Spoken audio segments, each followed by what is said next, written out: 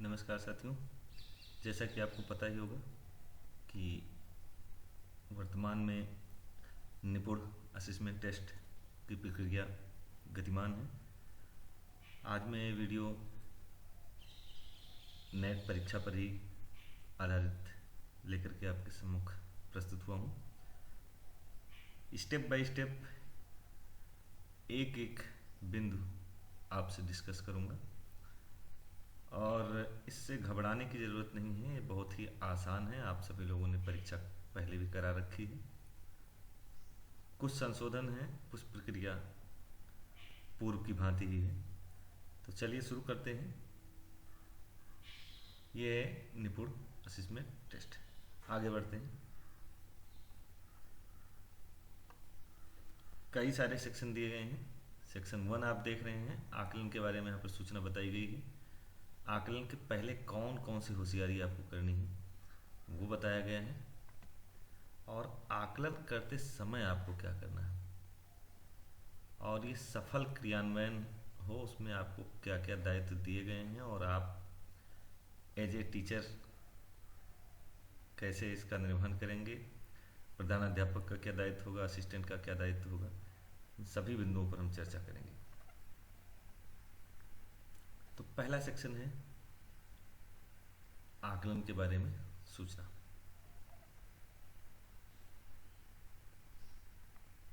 ये कुछ दिनांक यहाँ पर लिखे गए हैं। इसके अकॉर्डिंग पूरे प्रदेश में निपुण असेसमेंट टेस्ट की प्रक्रिया कराई जा रही है। मौसम खराब होने के कारण कुछ जनपदों में इसकी तिथियों में संशोधन किया गया है। इसकी जानकारी आपको होगी। आकलन का समय, तिथि तो आप जानते ही हैं। अब बात आती है समय। दो चीज़ें हैं, एक है क्लास फर्स्ट से थर्ड और दूसरा है क्लास फोर्थ से एट्थ। अब यहाँ पे जो प्राइमरी स्कूल हैं वहाँ पर एट्थ तो होंगे नहीं, उनके पास केवल फोर्थ से फिफ्थ होंगे, और जो यूपीएस हैं उनके पास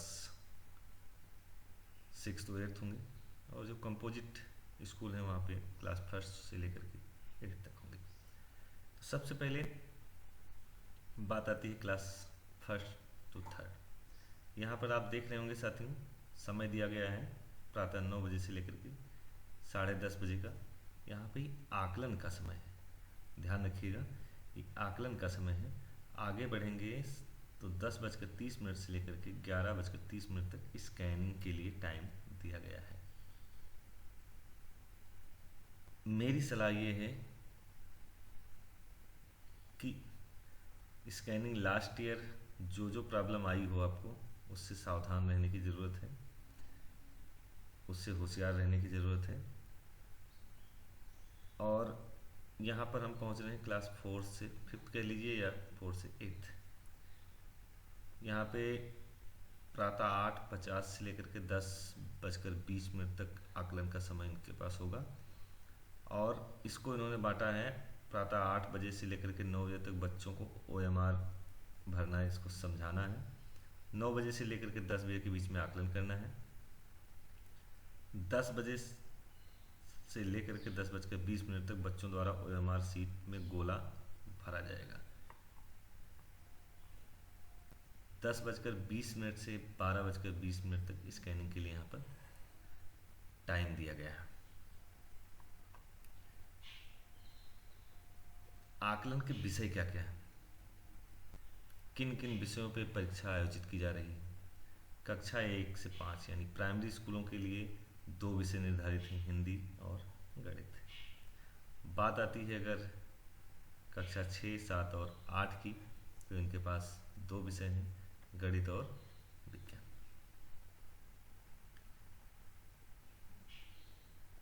आगे बढ़ते हैं। आकलन से पहले क्या करना है, आपको सरल ऐप इंस्टॉल करना है। मित्रों यहाँ पर कुछ बातें हैं उसको मैं शेयर करना चाहूँगा। सरल ऐप यदि आपके पास मोबाइल में पहले से है तो उसको आप अनइंस्टॉल कर दें, और सरल ऐप आप प्ले स्टोर से डाउनलोड कर लीजिए। बीच में एक समय ऐसा आया था जब गूगल प्ले स्टोर से ये नहीं डाउनलोड हो पा रहा था सरल ऐप, तो एपी के माध्यम से आपको डायरेक्ट प्रोवाइड कराया गया था। आप चाहें तो उसको अनइंस्टॉल करके और फिर से गूगल प्ले स्टोर से आप नया डाउनलोड कर सकते हैं। तो आपने इसको डाउनलोड कर लिया है, उसको अनइंस्टॉल कर लिया है। फिर यहाँ पे बारी आती है सरल ऐप की लॉगिन, और सरल ऐप पर डेटा आपको चेक करना है, अपने स्कूल का डेटा चेक करना है। अभी लॉगिन का तरीका बताते हैं, आगे बढ़ते हैं। आपने इंस्टॉल कर लिया है, उसके बाद में सरल ऐप में लॉगिन की बात आएगी तो यहाँ पर दो चीज़ें होंगी, एक होगा आईडी, दूसरा होगा पासवर्ड। ये दोनों जगहों पे आपका फ़ोन नंबर पड़ेगा। फिर आप ओपन हो जाएगा, फिर आप इसको अपने क्लास वाइज सभी बच्चों की जांच कर लेंगे कि क्या स्थिति है।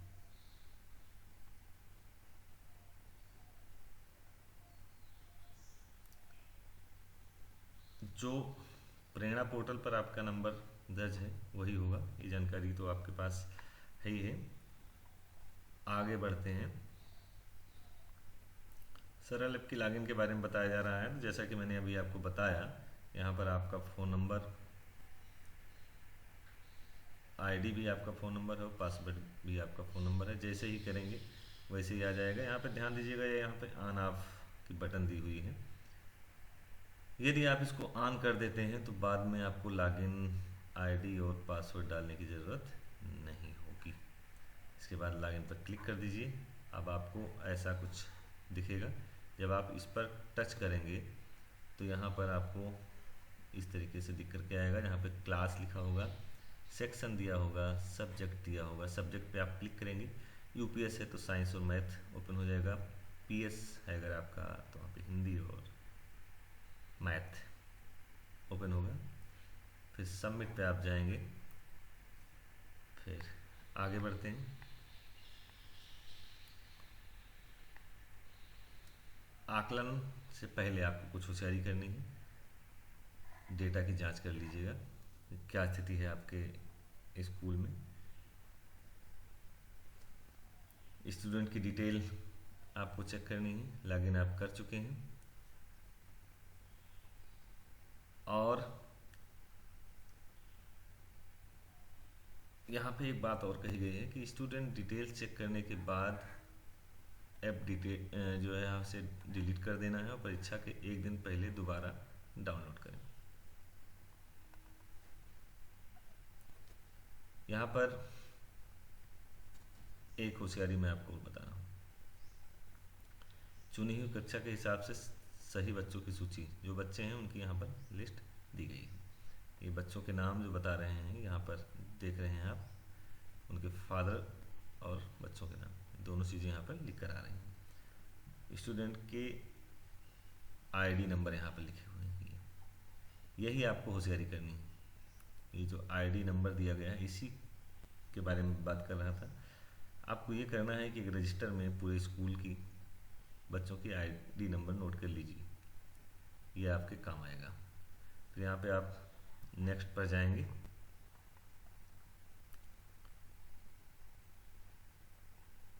अब आकलन के दौरान की बात हो रही है, संचालन कैसे करना है। फिर प्रश्न पत्र और ओएमआर सीट वितरण। ये कक्षा 1 और कक्षा 1, 2, 3 का दूसरा तरीका होगा और 4 से लेकर के 8 तक दूसरा तरीका होगा। यहाँ पर ध्यान दीजिएगा, प्रश्न पत्र देना है जो प्रति 5 बच्चों पर एक प्रश्न पत्र दिया जाएगा और 4 से 8 में प्रत्येक बच्चे के लिए एक प्रश्न पत्र होगा। अब यहाँ पर ओएमआर सीट में भी ऐसे ही परिवर्तन किया गया है। एक ओएमआर सीट पर 8 बच्चों का आकलन होगा और प्रत्येक यहाँ पर जब आप पहुँचेंगे कक्षा 4 से लेकर के 8 तक तो यहाँ पर प्रत्येक बच्चे के लिए एक ओएमआर सीट होगी। आप ये ओएमआर सीट यहाँ पर देख रहे होंगे, दोनों ओएमआर सीट दी गई है। यहाँ पर एक प्रैक्टिकल चीज़ मैं आपसे शेयर करना चाहूँगा कि यदि OMR sheet colour last time आपने देखा था। OMR सीट ये कलर थी तो स्कैनिंग आसानी से हुई थी, ब्लैक एंड वाइट आई थी तो स्कैनिंग कठिन हो रही थी, कठिनाई आ रही थी, इसमें आपको मैनुअल एंट्री करनी पड़ी थी। तो थोड़ा सा होशियार रहने की आवश्यकता है और इन सब बिंदुओं को पहले समझ लेना है। इस वीडियो को ध्यान से देख लीजिए, आपको कोई परेशानी नहीं होगी।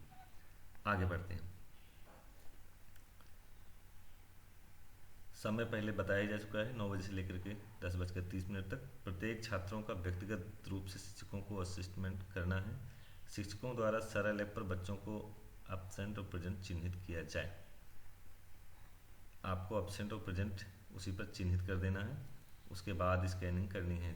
शिक्षकों द्वारा सभी बच्चों को स्टूडेंट आईडी OMR सीट पर भरा जाए।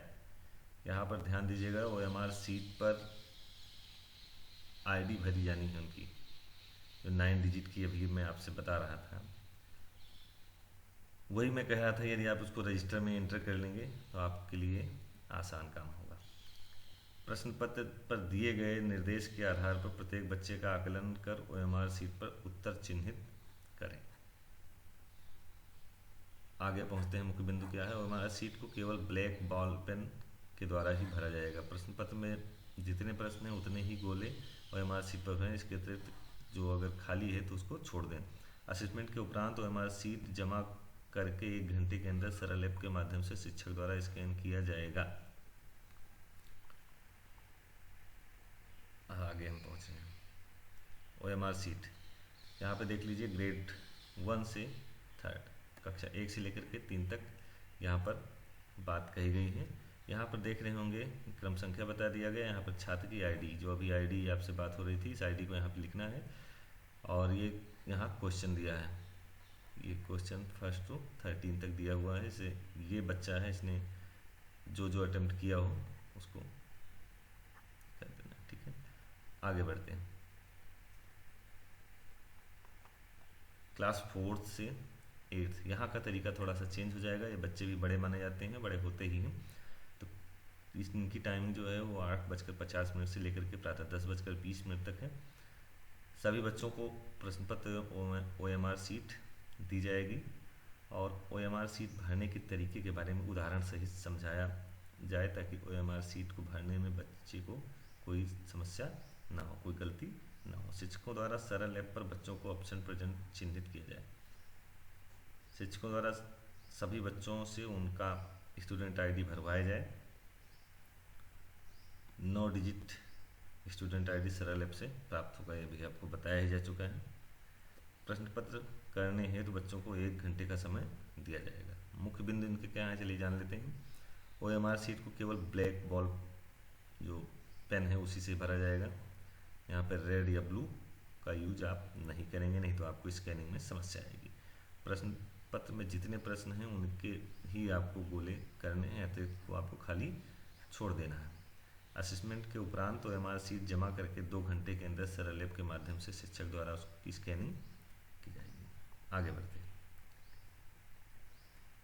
यहाँ पर आ गया है क्लास 4th से 8th तक OMR सीट।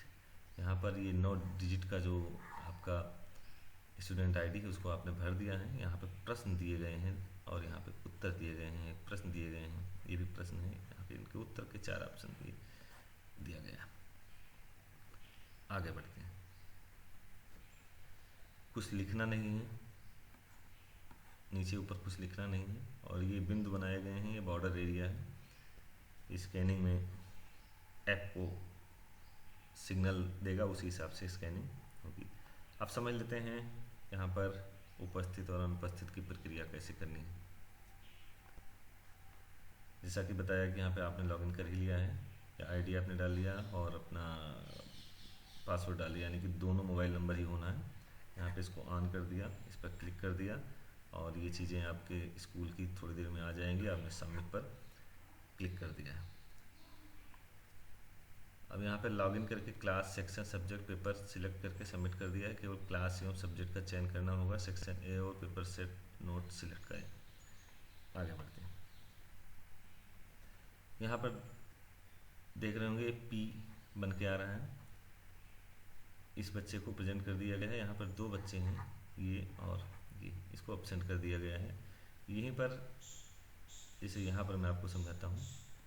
ये जो बिंदु है, इसी बिंदु को अगर इधर कर देंगे तो एब्सेंट हो जाएगा, इस बिंदु को पर टच करिए और इसको इधर कर दीजिए तो एब्सेंट हो जाएगा। ठीक है, इसके बाद चलिए हम नेक्स्ट पर चलते हैं। हाँ, इसके पश्चात असेसमेंट प्रक्रिया शुरू करवाएं। प्रक्रिया शुरू होने के बाद शिक्षार्थी बच्चे के पास जाके उसे उसका स्टूडेंट आईडी OMR शीट पर भरवाएं यानी नोट करवाएं। आकलन के दौरान यहाँ पर आ गई है सरल ऐप की स्कैनिंग। अभी ये प्रक्रिया आपको बताई जा रही है। यहाँ पे टोटल स्टूडेंट दिख रहे हैं, प्रेजेंट स्टूडेंट दिख रहे हैं। आगे बढ़ते हैं।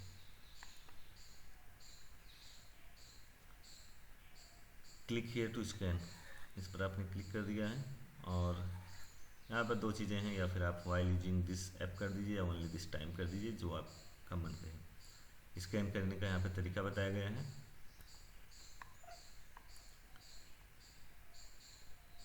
आपने डेटा सेव कर लिया है और आगे बढ़ते हैं।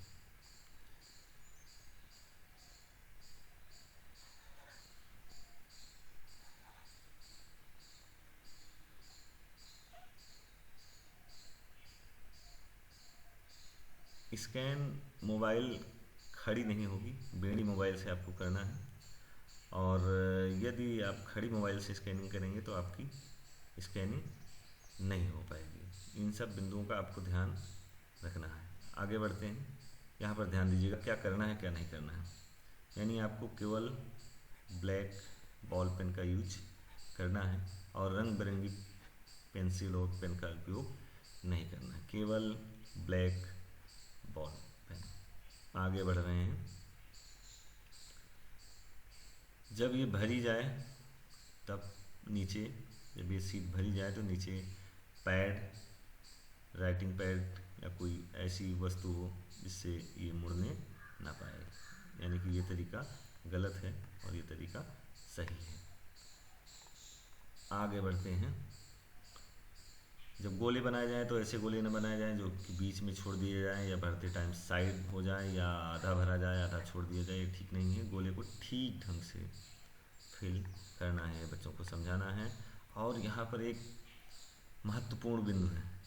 यहाँ पर 0 से लेकर के 9 तक की जो गिनतियाँ हैं उनको सही तरीके से लिखने के बारे में यहाँ बताया गया है।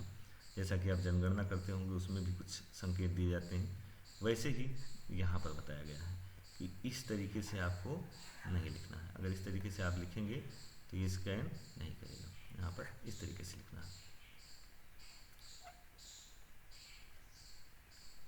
स्कैनिंग के दौरान सीट को सीधा रखें, बराबर में रखें, सीट को मुड़ने ना दें, टेढ़ी ना करें, बराबर में रख करके स्कैनिंग करें। जैसा कि मैं बता रहा था कि मोबाइल को बेड़ी रखनी है, सीधी आपको नहीं रखनी है, तो ये स्कैनिंग नहीं कर पाएगा। मोबाइल के साथ साथ कैमरा भी आपका सीधा होना चाहिए। मोबाइल और कैमरा दोनों सही होना चाहिए।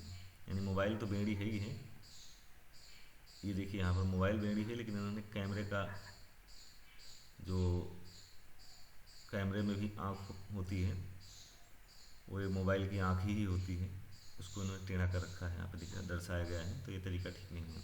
इस तरीके से यानी मोबाइल भी आपकी सीधी हो और कैमरा भी सीधा हो। जब स्कैन करें तो यहाँ पे आपको ये बॉर्डर एरिया है, इसको किसी चीज़ से ढकना नहीं है। आप मान लीजिए आपने मार्कर रख दिया या डायरी रख दी या कोई बुकलेट रख दी, इस तरीके से स्कैन करेंगे तो कभी स्कैन नहीं होने वाला, इसलिए इसको ढकना नहीं है, चारों को ओपन रखना है। और एक बार में एक सीट ही रख करके स्कैन करना है। जैसे यहाँ पर आप देख रहे होंगे, यहाँ बिंदु ये दिखने लगा है, यहाँ पर एक पेपर दिखने लगे हैं, इसलिए स्कैन कभी नहीं हो पाएगा। एक बार में एक सीट स्कैन करिए। जहाँ पर स्कैन करें वहाँ पर अच्छी रोशनी हो या बरामदे में आ जाएं, अंधेरे में आप इसकी स्कैनिंग नहीं कर पाएंगे। और अपने एक हाथ से मोबाइल को ना पकड़ें, दोनों हाथों से मोबाइल को पकड़ें।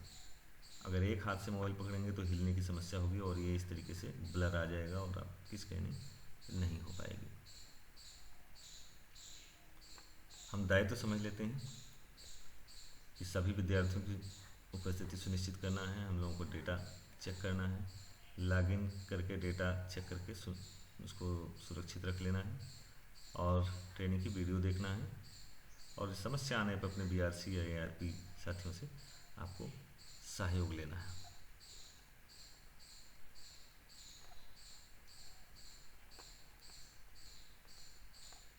और यदि समस्या आ रही है तो आप इस हेल्पलाइन पर फ़ोन करके मदद ले सकते हैं। बहुत बहुत धन्यवाद, आभार।